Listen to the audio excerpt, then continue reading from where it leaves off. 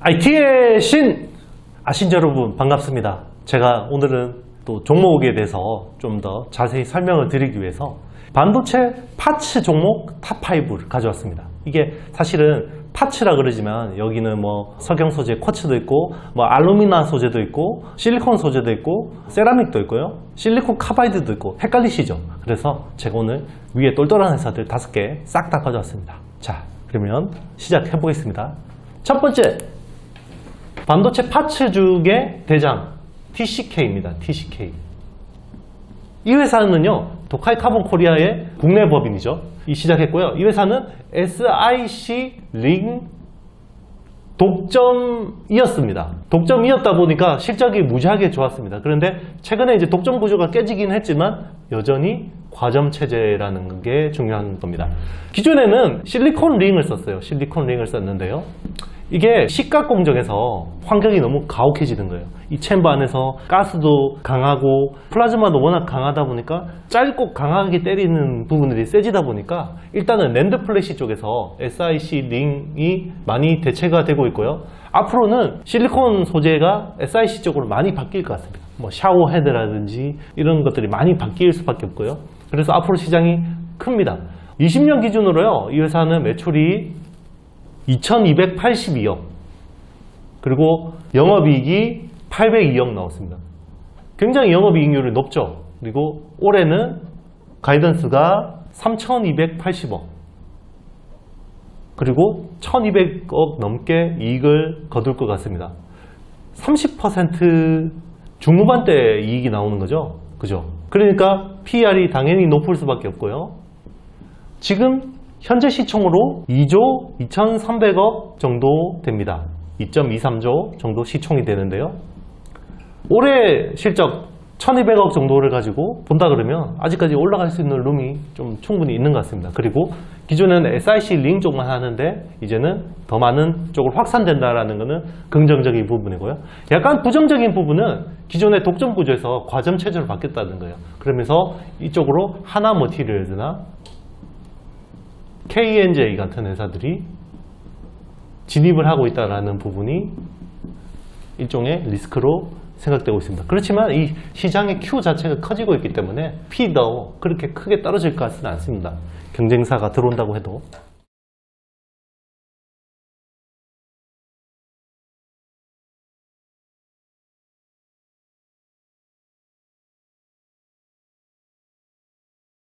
자, 여러분, 이게 제가 그림 한번 그려봤습니다. 이게 좀 못나게 나왔는데요. 이해해 주시고요. 이게 식각공정 장비라고 생각하시면 돼요. 이게 체인버고요. 부품을 이게 어떤 부품인지 잘 모르겠다는 분들이 많으셔가지고요. 제가 다 그냥 그려봤어요. 식각이라는 거는요, 플라즈마를 가지고 식각을 하잖아요. 그런데 이 가스를 주입해야 됩니다. 처음에 가스가 들어와서 일렉트로드를 잡아주는 가이드링이 있고 여기를 통과하면서 가스가 플라즈마로 바뀌어요. 그러면서 여기 있는 웨이퍼에다가 식각을 하는 거죠.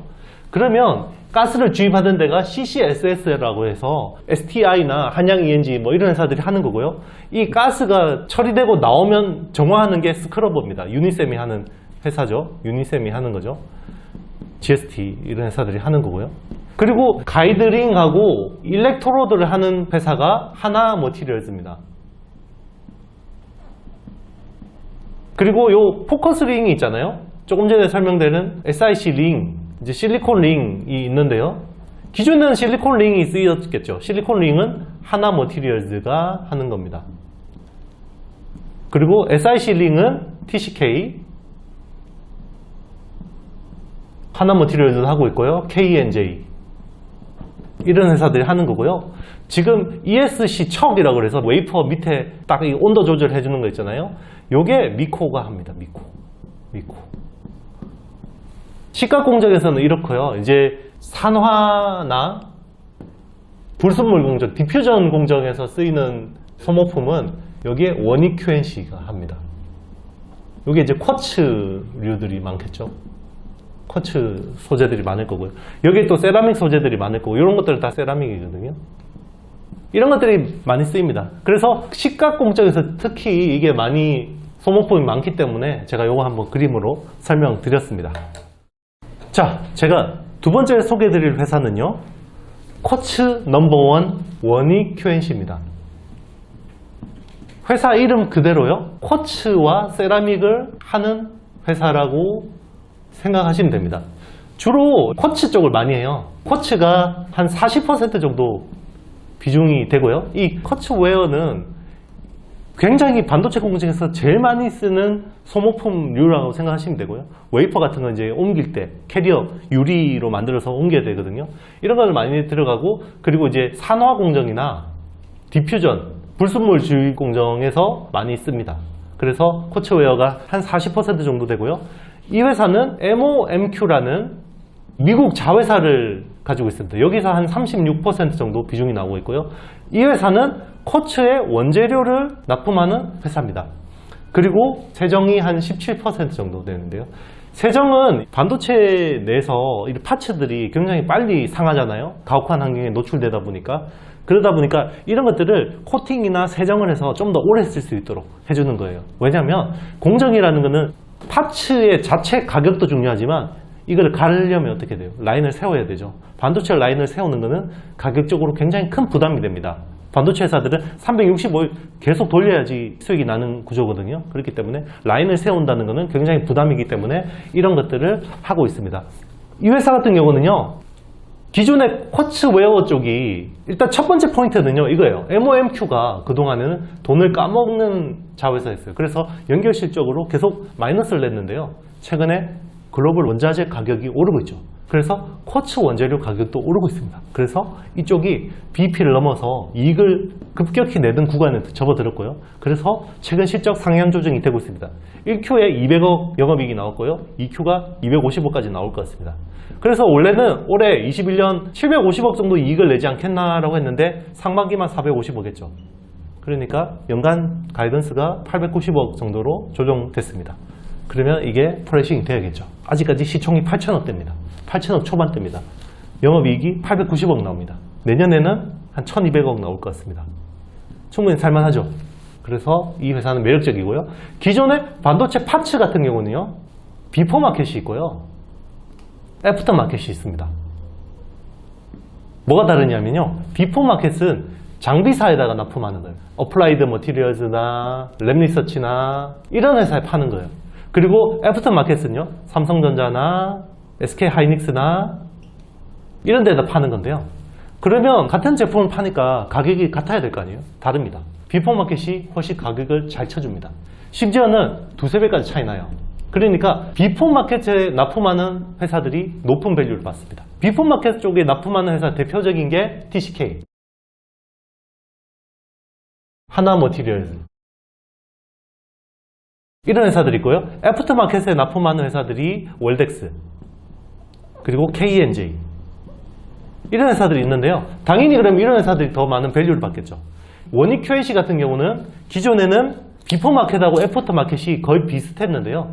최근에 점점 비포 마켓 비중이 높아지고 있습니다. 그거는 왜 그러냐면요, 랩리서치 쪽에 납품하는 물량이 계속 올라가고 있습니다.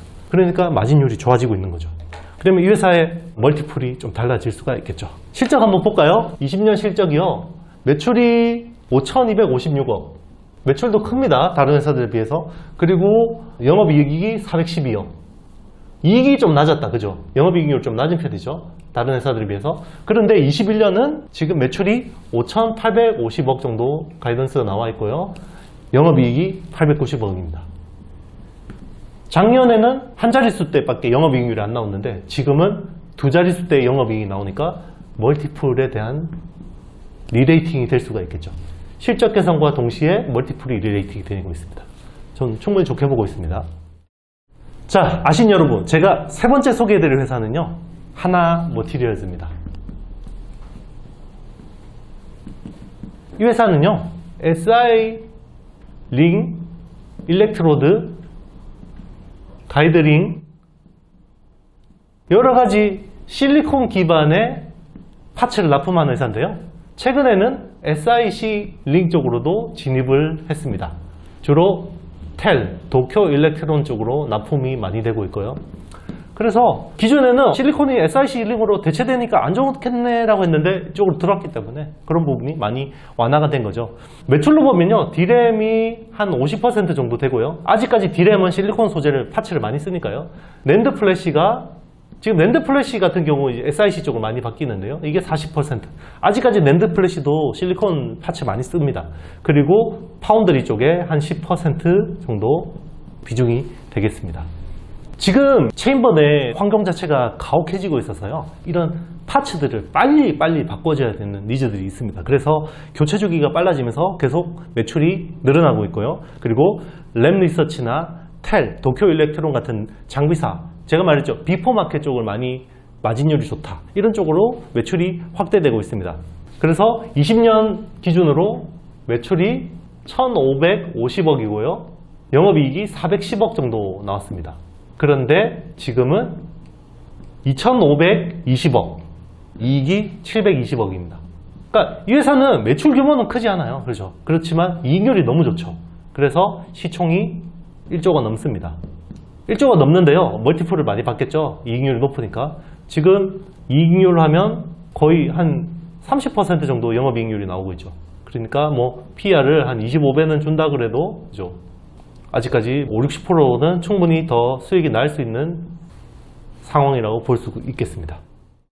자, 제가 네 번째로 소개해드릴 회사는요, 월덱스입니다. 월덱스.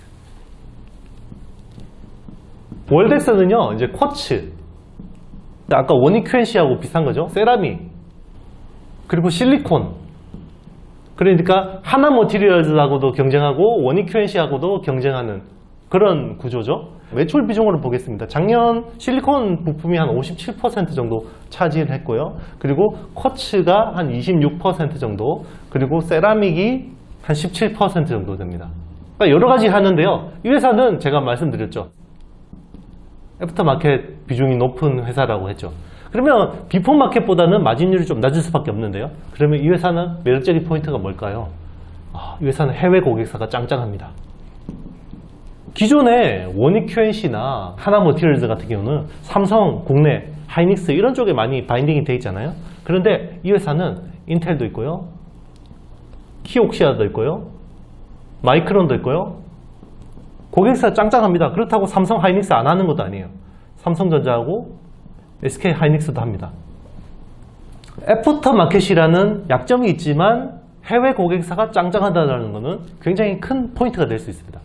실적 한번 볼까요? 20년 기준으로 매출이 1,557억, 영업이익이 358억입니다.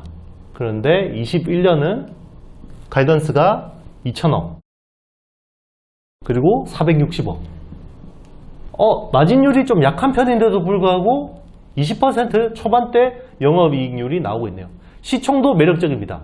아까 하나머티리얼즈가 1조가 넘는다 그랬잖아요. 이 회사 같은 경우는 아직까지 4,600억 정도에 불과합니다. 그런데 뭐 이렇게 좀 퓨어하지 않고 원익 QNC나 하나머티리얼즈하고 경쟁한다라는 구도로 보면 충분히 뭐 매력적인 회사라고 보실 수가 있겠습니다. 자, 제가 마지막으로 소개해드릴 회사는요, 미코입니다. 미코. 이 회사 세정업체 아니었어요? 라고. 세정업체 맞습니다. 세정업체가 맞고요. 반도체 세정업체인데요. 파츠도 합니다. 세라믹 파츠를 합니다. 매출 비중으로 보면요, 세정이 한 60% 넘고요. 파츠는 한 30% 후반대 정도 됩니다. 지금 하는 파츠는요, 중요한 부분이 세라믹 히터, 웨이퍼에다가 열이 골고루 갈 수 있도록 하는 세라믹 히터를 하고 있고요. 그리고 ESC 척,